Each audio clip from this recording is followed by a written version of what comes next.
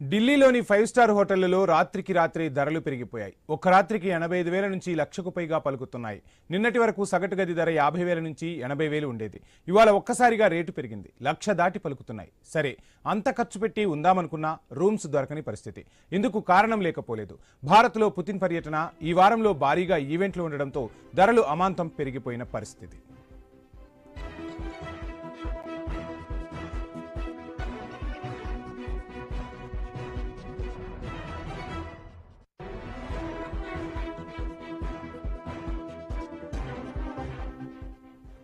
Russia అధ్యక్షుడు Vladimir Putin ఇవాళ భారత పర్యటనకు రాబోతున్నారు. ఢిల్లీలోని ఐటీసీ మౌర్య హోటల్లో ఆయన బస చేయనున్నారు.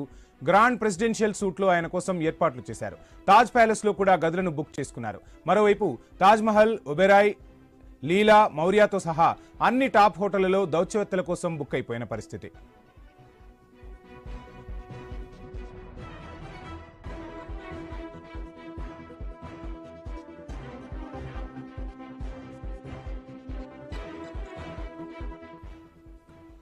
దేశ రాజధాని ఢిల్లీలో ఈ వారంలో పెద్ద పెద్ద ఈవెంట్స్ ఉన్నాయి. దీంతో వాటి కోసం హోటల్స్ బుక్ అయిపోయాయి. 5 స్టార్స్ హోటళ్లు లగ్జరీగా ఉంటాయి, సౌకర్యాలు బాగుంటాయి, ఎలాంటి ఇబ్బందులు ఉండవు. అయితే ఢిల్లీని వాయు కాలుష్యం బెంబేలెత్తిస్తుంది.